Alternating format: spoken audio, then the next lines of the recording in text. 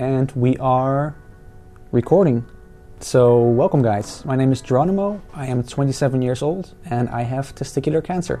So I'll quickly explain why I'm making this video. So when I was diagnosed at the end of January, I had so many questions and I looked up a lot of information online. I watched a lot of videos on YouTube about guys who were going through the same thing, and I watched them all, like literally everything, because it really helped me understanding the treatment and the steps that were in front of me. So that's why I'm putting out this video, to help other people. Maybe you're going through the same thing, you have a lot of questions, a lot of uncertainties. I know I certainly did, so maybe this video can help you. So I was diagnosed at the end of January, and I've had 2 rounds of chemo so far. I wish I made a video earlier, but it didn't cross my mind, so I'll get you guys up to speed where I'm at right now and what happened these past couple of months. I had surgery. It was an emergency surgery, so I was literally at the hospital for like a checkup, and when they found a tumor on my right testicle, I wasn't allowed to leave anymore and I had to have surgery right away, which honestly came as a shock to me, but it was nice that it happened so fast. I don't really remember anything because I was, sleeping from all of the drugs that they gave me, which was nice. And all in all, the surgery just went really well. I recovered in like a couple of weeks, but I was walking after, I think 1 week. I recovered really well from the surgery. After the surgery, I had a CT scan to check if the cancer had spread. And unfortunately, when I got the results, it turned out that the cancer had spread. It spread to my stomach and to my left lung, which basically meant that I had to go through chemotherapy. And this also was quite a shock to me because I never really was in the hospital before. Like, I'm 27, but I never get sick. I never have anything. I broke something like once a lot of years ago. I have this major phobia of needles and blood, and that really didn't help me when I heard that I had to go through chemo. So I was really freaked out about that, but like I said, it's all happening so fast. And I guess when you hear that you have cancer, there's something in your head that just, like, there's a switch that goes to like survival mode, I guess. You do it, you go to the hospital and you go to every test that's necessary, and you get your blood drawn, and you go to the CT scans and all of that. You just do it. So my first chemo started at the end of February, I think, somewhere. I managed to get through it. For me, my chemo was like a full week that I had to spend in the hospital. For the first 5 days, I would get chemo for 6 hours a day. After 5 days, they would switch out to regular fluids like water and a little bit of salt, I think, just to keep me hydrated and keep the IV going. After like 2 days of that, I would have another day of chemo. So I was in the hospital for like a full 7 days, which is hard, 7 days is a long time, especially when you have to go through chemo every day. You don't really have any energy to do anything whatsoever, and also you're not allowed to leave the floor. So I couldn't really do anything. When I got home, it's the first couple of days that are the worst, because chemo just makes you so tired and you have literally zero energy. So I just laid on my bed and I couldn't really do anything.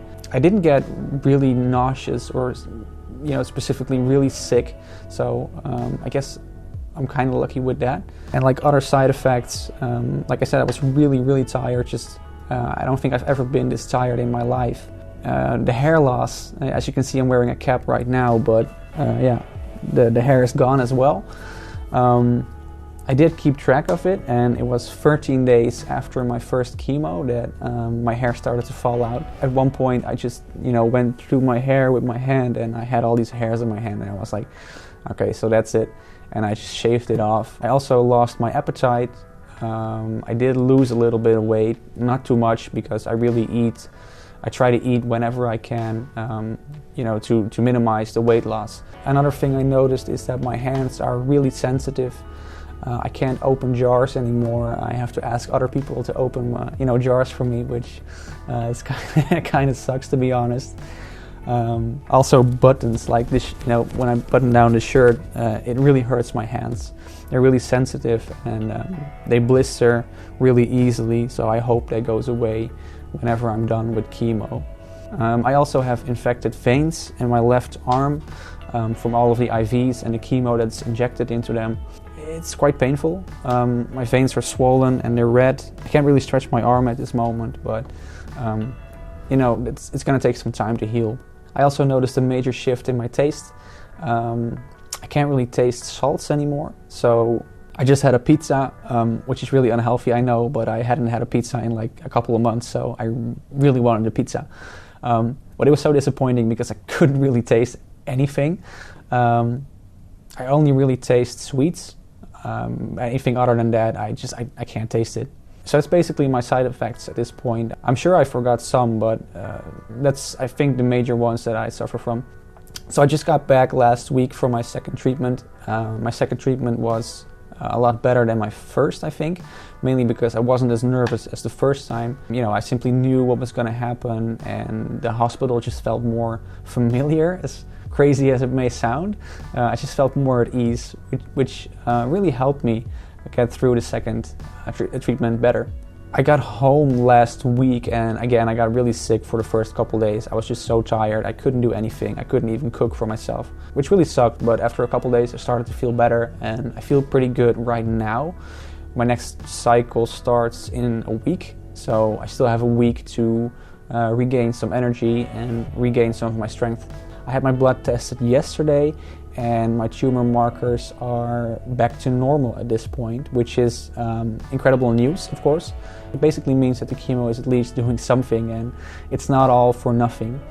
It doesn't really tell you anything concrete, like I still have to go through one cycle and after that I'll have a CT scan, and I think the CT scan is the most important part because then they're going to check whether the tumors are really gone or if they're still there. And I think if they're still there, then there's a possible surgery after everything, but only time will tell. So yeah, that's basically my story so far. I really want to keep you guys updated, and like I said, maybe I can help someone who is going through the same thing. Maybe you just heard that you have testicular cancer, or you're also going through treatments, and maybe some people find it helpful to watch these videos. And if you have any questions whatsoever, please do let me know in the comments.